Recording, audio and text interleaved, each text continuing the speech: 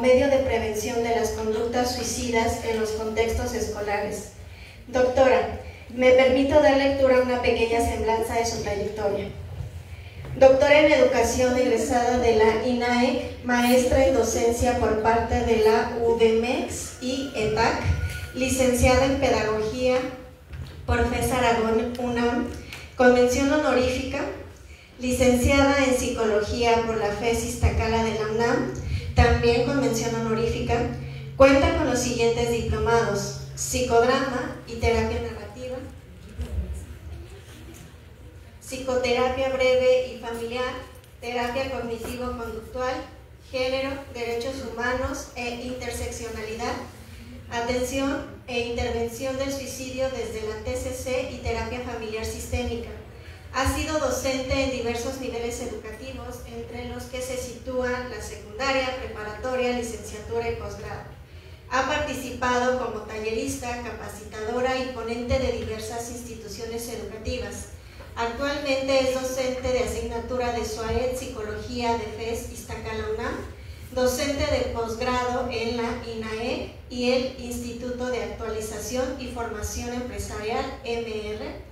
Asimismo, es coordinadora del proyecto IXTAP para la prevención del suicidio en adolescentes y supervisora en CAPEP UNAM. Estimada ponente, le recordamos que cuenta con 30 minutos para su ponencia y 10 minutos para la ronda de preguntas. Al auditorio, le comentamos que al finalizar las ponencias se compartirá una palabra clave, misma que deberán anotar en el formulario de asistencia que estará disponible al finalizar la agenda del día. Bienvenida, doctora Aralia, le cedo el micrófono.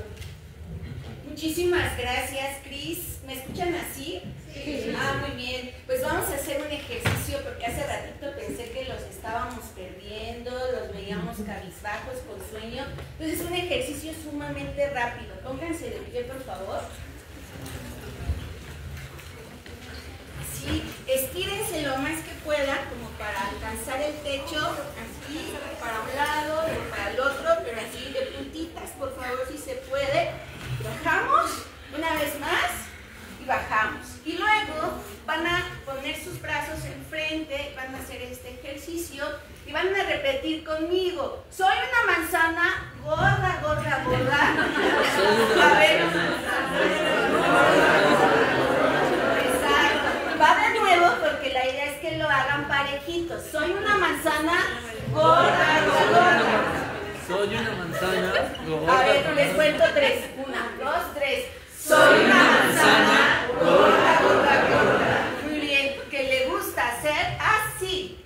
Que le gusta hacer así. Y así. Y así. Y así. Y así. Y así. Y así. Y así. Y así. Va de nuevo. Soy una manzana. Soy una manzana gorda, gorda, gorda, gorda. Que le gusta hacer. Que le gusta hacer así. Y así. Y así. Así. Así. Así. Ya no sé. Gracias a todos. Bueno, como alcanzan a ver ustedes, en efecto vamos a hablar de la afectividad y de la pedagogía de la ternura. En un primer momento voy a desglosar a qué le llamamos afectividad, cuáles son los elementos de la afectividad en el contexto escolar y obviamente eso lo voy a vincular con lo que se llama pedagogía de la ternura. Cuando hablamos del término afectividad, hacia nosotros tendría que venir la idea de que algo afecta al otro. ¿Qué nos afecta en el espacio académico? Cuando nosotros estamos en el aula, vamos a experimentar afectos, vamos a experimentar pasiones, vamos a experimentar emociones, ¿sí? Desde el momento en el que llega el profesor, tú puedes conectar. Si él empieza a hablar, en ti va a haber una percepción de eso con lo que te conecta. Y por eso podemos decir que hay una afectación de lo que él haga, de lo que él diga, ¿sí? Acá podríamos decir que la afectividad se refiere al conjunto de emociones y sentimientos que la persona va a percibir en ese contexto escolar. Y obviamente la persona en su plano individual va a generar una significación respecto a eso que está viviendo. Si el maestro viene como Oralia vestida de súper psicóloga, no es súper chica, es súper psicóloga, viene así, te puede conectar o puedes tú misma significar y decir, vieja ridícula, ya está vieja, ¿no? O puedes decir, ah, qué chido, das una interpretación, hay una significación. Y lo mismo va a pasar con tu profesor de matemáticas, que se para en el pizarrón, explica, o va a pasar con el profesor de biología, ya que estamos en el terreno universitario, con el de anatomía, el de odontología, el que ustedes quieran, va a haber una conexión a nivel emocional. Entonces, vamos a ubicar que las dimensiones de la afectividad giran en un entorno psicosocial. ¿Por qué? Porque el individuo va a mostrar una respuesta de carácter emocional, que está marcada acá, no se ve, sentimental y pasional, en relación con los demás y con el contexto. Por eso ustedes en la mañana, ayer, hoy o durante el día o ahorita en la tarde, pudieron haber estado experimentando ciertas emociones, pudieron haber estado conectando, pudieron haber dicho, me gustó, no me gustó, ya me aburrí, me voy al baño, ¿qué hago? Siempre va a estar presente este concepto del afecto o de la afectación. Pero la intención acá, cuando yo quiero proponer la afectividad y la pedagogía de la ternura como un elemento para prevenir las conductas de riesgo suicida, es por lo siguiente. ¿Cuántas veces, y me levantan la mano si pueden, en el trayecto de su historia académica, ustedes fueron humillados, fueron sobajados por sus profesores, les rompieron sus trabajos, les dijeron, ¿crees que vas a ser psicóloga? Ay, no me digas, mejor regrésate a tu casa porque además tú eres mujer y terminas la carrera y te vas a casar. Las palabras que dice ese profesor hieren, lastiman. Y lejos de invitarte a mantenerte en ese espacio académico, puede ser que en ti aparezca una emoción que es tristeza, puede ser frustración, fracaso, desde ese plano negativo y no regresas al aula. Pero si hay un profesor que te escucha, es que me voy a estar moviendo. Pero bueno, pero si hay un profesor que te escucha, que te genera confianza, que te mira a los ojos, que se acerca, ¿qué va a generar en ti? Pues que tú quieras estar en ese espacio, que dices, al menos el profesor es amable. El profesor se acerca cuando ve que yo ya falté en 2 ocasiones seguidas. Me dice, oye, ¿tienes algún problema? ¿Te puedo ayudar en algo? El simple hecho de que el profesor me diga esto, a mí me hace sentir que le importo a ese profesor. Por eso es que la afectividad, desde este concepto que yo estoy proponiendo, es un elemento crucial en las instituciones educativas.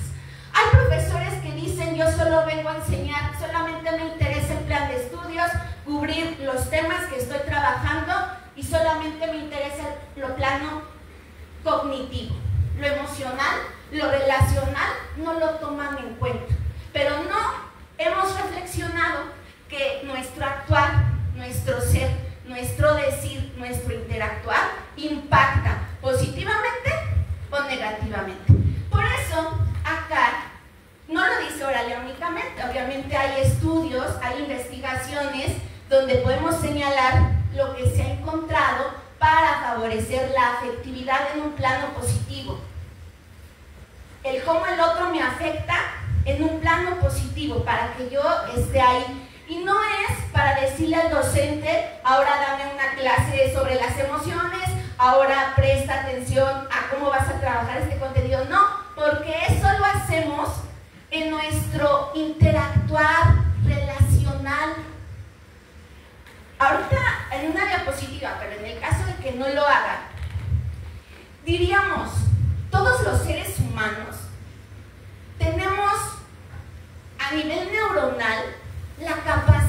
de amar, la capacidad de expresar ternura, la capacidad de decirle al otro en esta conexión el cómo se siente o lo que me provoca sentir. Con el paso de la evolución, se supone, los seres humanos tenemos 3 cerebros. ¿Han escuchado esa teoría del cerebro tripartito? Nuestro primer cerebro es de reptil, nos prepara para huir, protegernos, ¿no? Así rápidamente. El segundo, que está súper encimado de este, es el sistema límbico, entonces es el cerebro amoroso, que lo tienen todos los mamíferos. Veamos a los elefantes cómo cuidan, protegen a sus crías, los leones, las leonas, los perros. Entonces, si llevamos este sencillo concepto a considerar que somos un mamífero más, entonces nuestra capacidad de amar está ahí. Y entonces esta capacidad de amar se puede llevar hacia el cuidado y protección de los demás. Pero además nos va a decir Maturana que todos estos millones de años de evolución permiten el cuidado de lo que es el nicho ecológico. Como humanos, ¿qué estamos haciendo para cuidar a la humanidad? ¿Qué estamos haciendo para que el otro siga existiendo? Entonces, en un plano escolar, preguntaría, ¿qué estás haciendo tú, docente, para preservar la integridad de ese ser, de ese estudiante que está en tu espacio? ¿Eres consciente de eso? El amor se va a manifestar en esta interacción, en este hablar con el otro, en este mirar con el otro. Por eso acá yo digo, en el terreno educativo, la afectividad se manifiesta en la interacción docente con estudiante y entre los mismos estudiantes. Pero se manifiesta a partir de esto que te estoy comentando. El maestro me da la palabra, pero el maestro no tiene sus consentidos. Eso no pasa en México, ¿verdad? El maestro no planea con base en sus alumnos de adelante, piensa en los que están atrás. No solo le da la palabra al que está aquí, se preocupa por todos y entonces a todos los escucha por igual. Les doy el tiempo a todos. Pero también puedo ser un mediador entre aquel estudiante que no interactúa con él. Entonces, desde mi propio ejercicio docente, yo voy integrando la afectividad. Y no es un concepto que yo tenga que trabajar, porque algunos pueden decir, ay, eso no lo trabajo yo, no viene en mi plan de estudios, ¿no? Sí viene porque está en tu persona, tú tienes la capacidad de amar, tienes la capacidad de expresar ternura. Entonces, no podríamos negar esa condición humana en cada uno de nosotros, que impacta de forma positiva. Si el estudiante se siente a gusto, está animado, conecta, ¿qué va a hacer? Regresar a la clase. Van a decir, aunque esa vieja esté loca, vestida de súper chica o lo que sea, pues bueno, al menos me permite hablar, voy a ir otra vez a su clase. O me cae bien, dice chistes y regresas. Entonces impacta, porque además eso va a favorecer que él recuerde los conceptos, las nociones, todo lo que tú estés trabajando. Cuando el profesor es con cara amargada, serio, que no dice nada y solamente afirma, aquí yo soy el que sabe, el único que tiene 10 soy yo, no voy a poner 10 a nadie, porque el único que se los ha ganado soy yo, el de las condecoraciones soy yo, el de los títulos soy yo. ¿Tú qué vas a saber si apenas vas empezando? Está muy presente palabras que hieren, y eso, en cuanto a la persona, lo has hablado. ¿Cuáles van a ser los elementos de esta afectividad? Pues obviamente los que conocemos vinculados a la personalidad. Mi personalidad es así media dicharachera, apresurada, brinco, salto y voy para todos lados, ¿no? Pero habrá otras personalidades que sean más tranquilas y de todos modos conecten. De todos modos envíen un mensaje para ese estudiante y lo toma y se va a quedar ahí. Obviamente en la persona están presentes sus emociones, sus sentimientos cuando habla, cuando expone. No lo puede dejar a un lado, ¿sí? Y no se diga sus motivaciones y sus valores.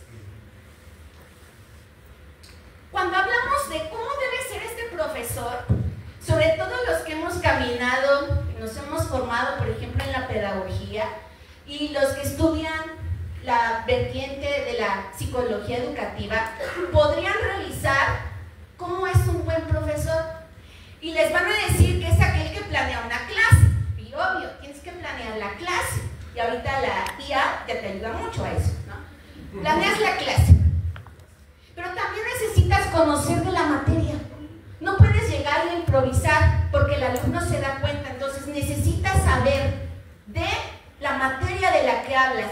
¿Eres licenciado en psicología? Pues órale, chútale, de verdad, muéstrale a los demás que eres licenciado en psicología, o de historia, o de medicina, ¿sí? Hazlo, esa parte disciplinar. Pero también se necesita una parte tecnológica, que sepa hacer uso de estos recursos, porque estamos viviendo en un contexto sumamente tecnológico, entonces, pues debe al menos saber proyectar, ¿no? Digámoslo en ese sentido, conectar el cañón si lo tiene que llevar al espacio, conectarse a la web, ¿no? Hacer uso de la IA, sobre todo porque ahorita es una principal competencia pedagógica. Y así pudiéramos citar otras, pero se les había olvidado decir que lo emocional también es parte del perfil del buen profesor. Porque puede haber un buen profesor en matemáticas y puedes decir, sí, mis respetos al profe, sabe mucho, pero me cae gordo, ¿no? ¿Por qué? Porque es altanero, porque es grosero, porque me ha faltado a mí al respeto, entonces me cae mal y eso impacta en mi manera de percibir ese aprendizaje. Entonces yo preguntaría, ¿qué nos conviene más? ¿Puedes flexibilizarte un poquito? ¿En qué tendrías tú que reflexionar? Ahora, un docente afectivo, para empezar, pudiéramos decir que es un docente que genera un aula cálida. ¿Cómo es un aula cálida? Pues aquella en la que se van a permitir la expresión de los afectos, tanto positivos como negativos. Es un espacio en el que hay normas, hay reglas, hay límites claros, sé cuáles son las consecuencias, pero cuando el estudiante es consciente de cómo es ese entorno, con esos límites y con esas consecuencias, las acepta porque él formó parte del diálogo para tomar esas decisiones. Y entonces no lo estoy orillando a decirle, ¿sabes qué? Después de las 7 de la mañana, después de mí no entras, a ver cómo le haces y te estoy preparando para la vida futura y el trabajo, y bla, bla, bla en su discurso. ¿Y crees que eso le ayuda? Porque a veces el docente no se da cuenta que el estudiante vive en Texcoco, viaja a la FES Iztacala, se hace 2 horas de camino, luego lo asaltan, luego se inunda y luego pasan todas estas tragedias que hemos comentado. Y entonces el chico que tiene esta esperanza y sueño de convertirse en médico, biólogo, odontólogo, psicólogo, lo que ustedes quieran, no le permiten la entrada. ¿Por qué? Porque el profesor riguroso, crítico, estricto te dice, te estoy enseñando para la vida. Ah, caray, la vida le está enseñando que entonces no puede cumplir sus metas porque vive a 2 horas y se inundó y llueve y todo lo que está pasando. No. Tendríamos que buscar que este docente sea más flexible en su aula. Él no es Dios ni es sábelo todo. Entonces, tendríamos que buscar algunas herramientas que nos permitan favorecer esta aula cálida. Primero, en el buen trato. Como docente nos toca señalar cómo es el buen trato. Pues piensa en primer lugar cómo quieres que te traten a ti. Pues con un trato amable, con un trato sencillo, con un trato cálido, que no te humillen, que no te ridiculicen. Si te van a hacer un señalamiento, que lo hagan en el modo en el que se le podría decir incluso a veces a la persona a la que más amas, y a quien más amas no hieres. Sí, tendríamos que favorecer la comunicación asertiva, el interés por sus preocupaciones personales. En algún momento alguien me dijo, oye, pero es que estamos en línea, los estudiantes luego no prenden la cámara, no sabes si están presentes. Y bueno, la cuestión más sencilla es decir, ¿te has preocupado de preguntarle al que ves que no está ahí, cómo está? Si podríamos hacer algo para que pueda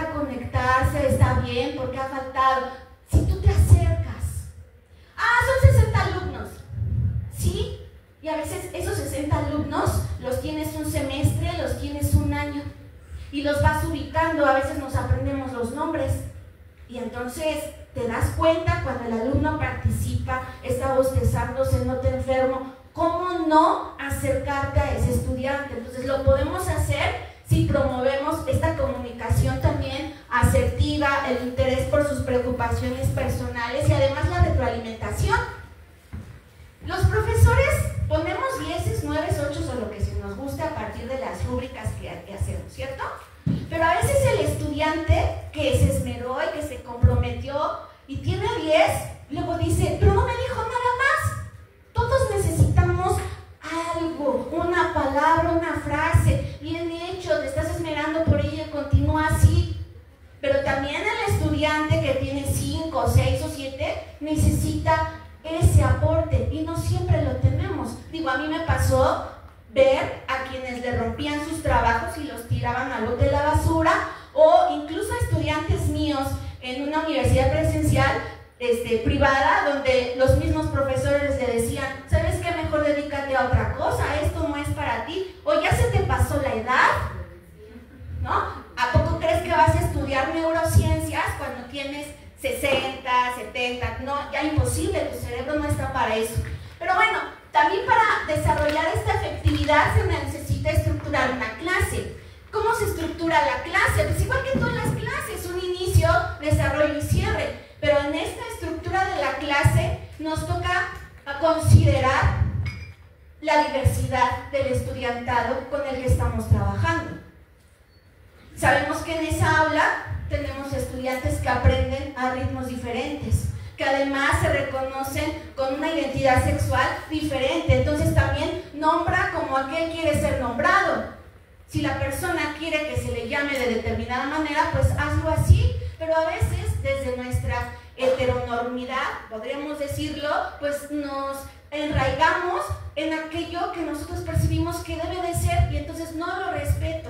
Entonces la clase tendría que considerar esos principios, pero además, como tus estudiantes son diferentes y tus estudiantes aprenden de manera diferente, entonces busca herramientas y estrategias de enseñanza-aprendizaje consideradas para esa diversidad.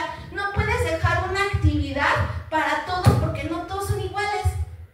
En presencialidad habrá actividades para alumnos que aprendan mucho más rápido, que quieran trabajar en equipo, que quieran discutir, pero habrá otros que digan, a mí me gusta leer, a mí me gusta hacer ensayos. Entonces, de ahí que sea necesario también considerar esta diversidad en cuanto a las estrategias pedagógicas. También en la evaluación afectiva y efectiva, también tendríamos que considerar que la evaluación no tendría por qué ser un proceso rígido en el que solamente decimos, llegó la hora, ahora sí, es el momento en el que van a ver si realmente saben. Y hasta lo gozamos los profes, ¿no? Cuando estamos en la presencialidad, aquí están los exámenes y todos tenemos miedo. Sí, ¿por qué? Porque nada más estamos utilizando a veces una sola estrategia, un solo medio para evaluar. Y desde esta concepción que yo les propongo, la idea es que también sea flexible. Algunos van a cuestionarlo y decir, ¿cómo? Es que el estudiante no tiene herramientas. Pues por eso se trata de una evaluación afectiva, porque lo que vas a buscar es también responsabilizar a que el estudiante tome decisiones y se vuelva a un ser autónomo con respecto a su evaluación. Hay un autor, no aparece aquí, se alcanza a ver ahí donde dice dudas y comentarios, que es Santos Guerra, y dice, la evaluación, más que ser cognitiva, también tendría que ser con corazón. No lo hagas como si fueras una piedra, porque en la piedra no se toca el corazón. Y entonces dice, piensen que tu estudiante es diverso, al que ya trabajaste con estrategias diversas, y entonces evalúalo con estrategias diversas. Le puedes decir, para evaluar tienes 3 caminos. ¿Cuál eliges? Pues yo sí quiero un examen porque me siento una persona capaz de trabajar esta parte memorística y me encantan los exámenes, ¿no? Pero en esa lista de opciones a lo mejor me dice Sandra, ¿sabes qué? A mí me encanta escribir, es la manera en la que yo interiorizo los conceptos, yo sería feliz con un ensayo. Y acá ella me dice, no sabe qué, a mí me encanta exponer, y entonces yo voy a presentarle la mejor exposición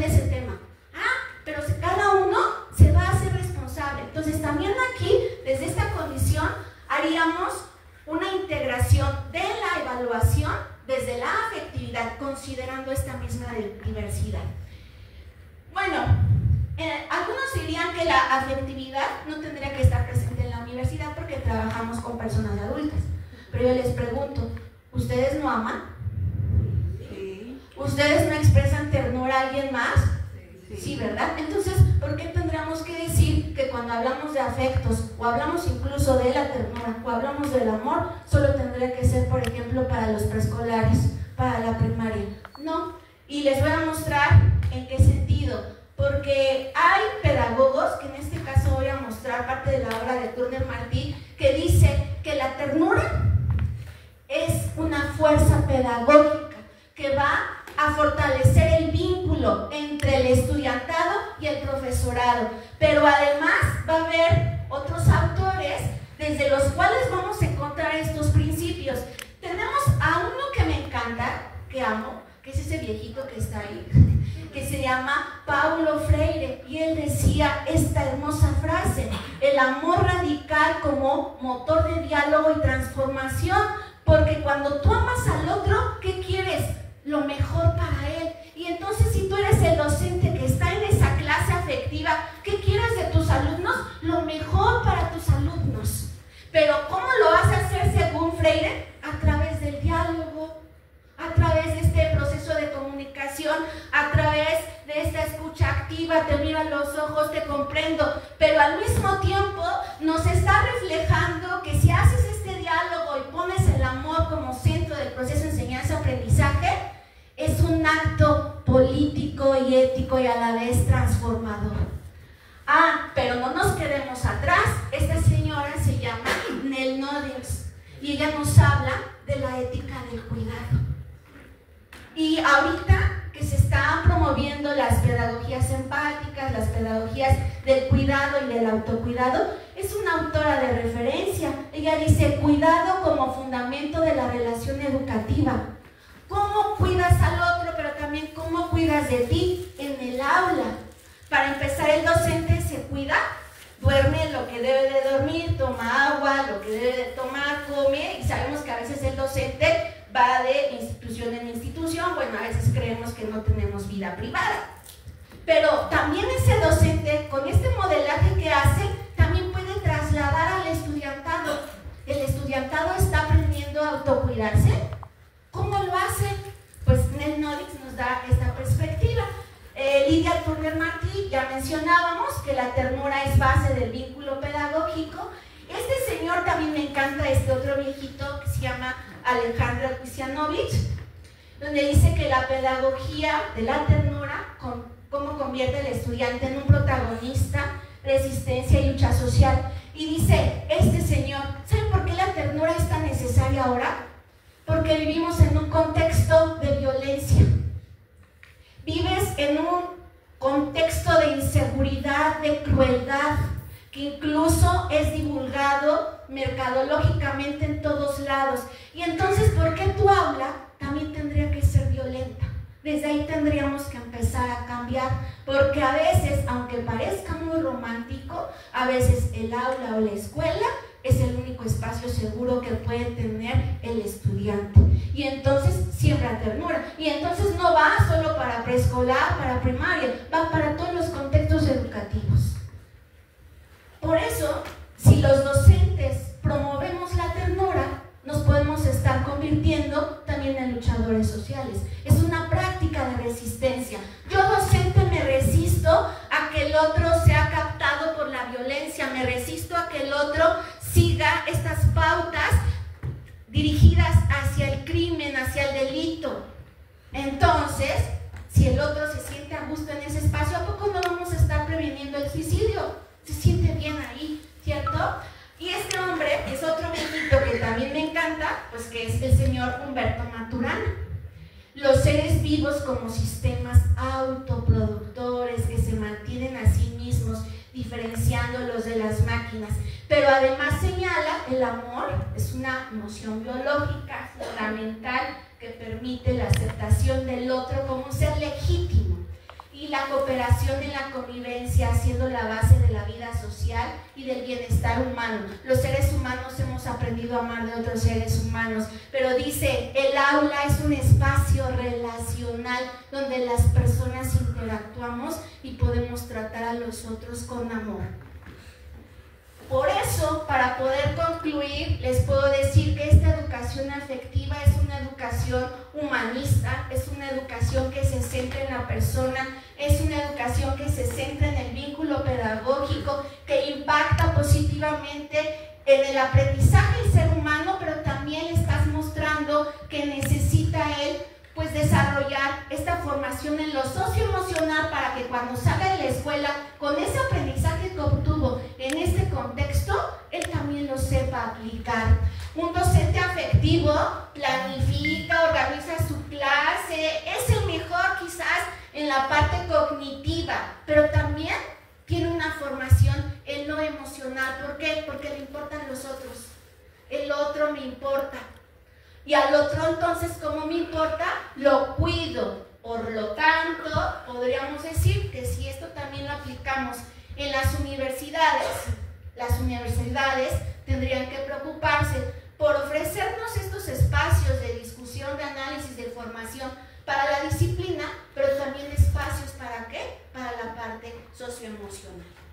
Y entonces les dejo unos libritos ahí bonitos que les pueden ayudar a buscar un poco más de información, porque tal vez si escriben en el buscador Pedagogía de la Ternura, tal vez sea muy breve. No, hay que rastrear, hay que buscar quién puede hablar de ello. Tenemos a Humberto Maturana, El sentido del humano, cartas a quien pretende enseñar de Paulo Freire, La pedagogía del oprimido, La educación moral de Nernoddy, entre otros más. Y entonces, para despedirme de ustedes, les dejo esta frase: la ternura es revolucionaria. Y entonces, si ustedes me quieren contactar, generar una crítica, pues ahí están mis datos. Yo sí me atreví a dejarles el celular, porque de todos modos en el ICSAP lo tiene todo el mundo, así que ya no me preocupé porque lo tuvieran otras personas. Vale, pues muchas gracias.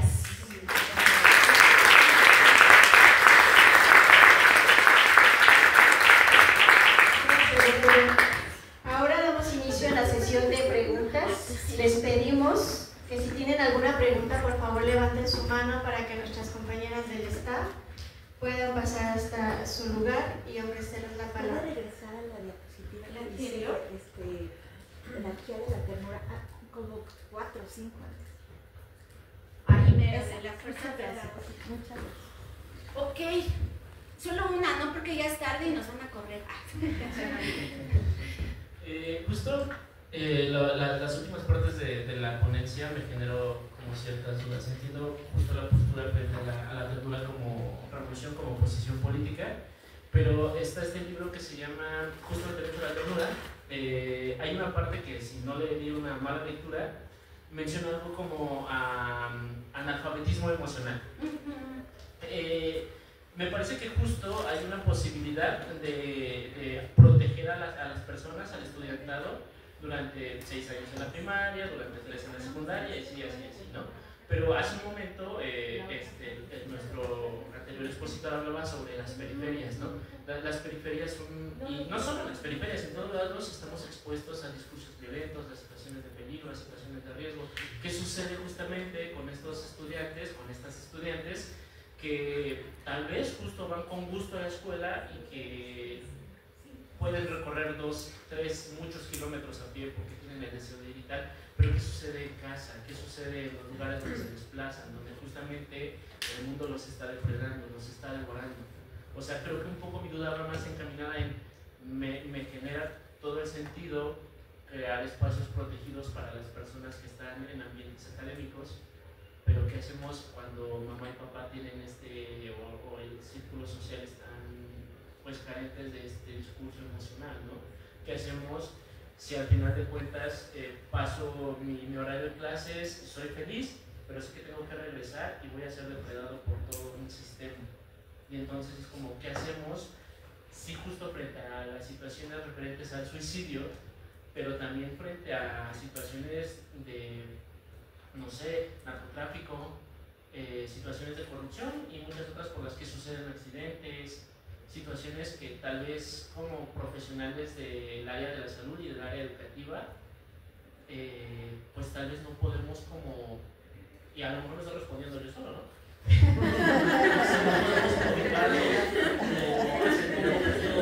Una posibilidad de, aquí me voy a insertar también, ¿no? Porque son un buen de sistemas que también, bueno, el mismo sistema en sí depreda, nos está depredando todo el tiempo, ¿no? Y entonces como, y perdón por la expresión, pero por todos aquí somos adultos, chingada madre, ¿qué más puedo hacer, no? Chingado padre también, porque de eso se trata. Y solo por tratar de resumirlo. Muchas gracias y disculpen por favor. Pues gracias por tu pregunta. Me parece que darte una respuesta ante esta complejidad de tu misma pregunta sería pues pecar de que yo pueda tener la verdad para esa pregunta, ¿no? Precisamente por su complejidad, y no lo dice Oralia en ese sentido, ya lo decía Edgar Morán. Para problemas complejos pues necesitamos también respuestas complejas. Y qué tanto de lo que yo estoy comentando acerca de la pedagogía de la ternura puede impactar a uno de todos estos sistemas que incluso la maestra Raquel les hablaba desde la teoría de Bronfenbrenner. O sea, estamos hablando del sistema educativo escolar como este contexto de prevención, donde el docente participa, donde los mismos estudiantes participan, donde los directivos participan, y desde ahí el plano es de la acción. Evidentemente, si lo vemos como psicólogas, como psicólogos, pues tenemos otros retos como los que acabas de mencionar, hacia este plano social, hacia este plano escolar, hacia este plano también económico, político, porque entonces también ahí el psicólogo, la psicóloga contribuye. No podríamos decir que nuestra tarea como profesionales de la psicología solo en el espacio trabajas con la persona, ¿no? Tendríamos que buscar estas estrategias que puedan ser capaces de impactar en los diversos subsistemas en los que él participa. Pero al menos acá, por eso decía, aunque se vea en un plano sumamente romántico, mientras el estudiante está en la escuela, los profesores estamos ejerciendo la docencia, estamos trabajando con nuestros planes y programas de estudio, estamos promoviendo estos factores, promoviendo estos factores protectores, estamos generando actividades de escucha, donde estás generando actividades incluso hasta de competencia. Yo les he dicho a los profesores, oye, hay que hacer una actividad donde tus estudiantes practiquen baile, ¿no? Compitan, incluso hubo un tiempo en el que se promovía esta parte del graffiti. Pues vamos a hacer un concurso donde hagan grafitis y en la escuela van a hacer. Mientras que en la escuela se pueden sentir seguros. O sea, al menos esta es la propuesta, que mientras en el contexto educativo hay un espacio que se sienta seguro. Quizás no puedo yo trascender el muro de la escuela todavía, pero también es cierto que hay espacios educativos donde se trabaja con padres de familia directamente, y entonces también ahí podemos incidir. Hemos hablado de la alfabetización que tú señalabas en el plano emocional para los padres de familia. En Ixtab, no me dejarán mentir que hemos estado pensando en los padres, de cómo hacerles llegar temáticas en línea, porque hasta pensamos que trabajan y entonces, ¿sabes qué? Se las vamos a ofrecer en el turno de la tarde porque ya están desocupados a esa hora, se pueden conectar. Pero también hay que pensar en ese profesorado que tiene este compromiso con su estudiantado, quiere obtener más herramientas. Sabemos que está cansado, que está estresado, pero ofrécele esto más. Sí estamos buscando otros elementos, pero quizás desde esta complejidad no basta, porque necesitamos políticas públicas. Yo tengo un seminario, valga decirlo así, el posgrado de Pedagogía de la Ternura, y mis alumnos me llegan a decir, maestra, ¿y esto no lo podemos hacer llegar así al Estado, convertirlo en política pública? Esto está muy de la mano con la nueva escuela mexicana, porque ahí señala el humanismo y se articula perfectamente bien. Sí, pero ¿quién lo va a hacer, Oralia, desde donde está en su aula, donde estoy hablando con ustedes? Pues quizás ni lo haga. No sé si a algunos les resuene o a algunos digan lo que decía hace rato, esta vieja está chiflada, ¿no? O sea, algunos, y a lo mejor algunos que crean en esto puedan ir y sembrarlo. Con mis estudiantes hacíamos un ejercicio, a ver, planéame, vamos a hacer una situación didáctica desde la pedagogía de la ternura, y con IA, y les mostraba la instrucción a la IA y decían, wow, no me lo había imaginado que yo podía dar una clase de porfiriato con pedagogía de la ternura. No me había imaginado que podía enseñar ecuaciones con pedagogía de la ternura. Y no es un concepto, es algo que se vive, es algo relacional, como dice Maturana. Está en tu interior. confiar, en el hablar, en el escuchar, en el día a día. Y entonces, siendo muy freiriana, diría, si tú creas en el otro, eso en el aula, y lo impactas de forma positiva, va a ir buscando cómo cambiar en sus diversos subsistemas en los que participa. Entonces, si lo creo yo y lo cree él, puede impactar. Entonces, eso es lo que podría decir, y sé que no contesto, pero muchas gracias por preguntar.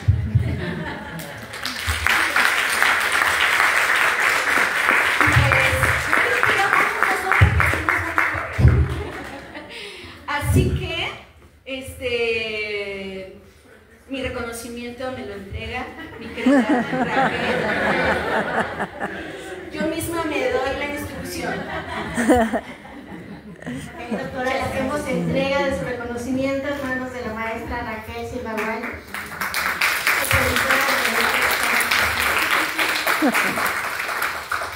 Muchas gracias. Gracias. Muchas gracias a todos. Para que vean que somos buena onda, ya porque voy a cerrar esto, ¿verdad? Ajá, sí. La palabra clave. Auditorio, la palabra clave de la conferencia anterior es sobreviviente. La palabra clave de la conferencia del maestro Juárez es sobrevivientes. Y la palabra clave de esta conferencia es ternura. Repito, la palabra clave es ternura. Sí, para que si no les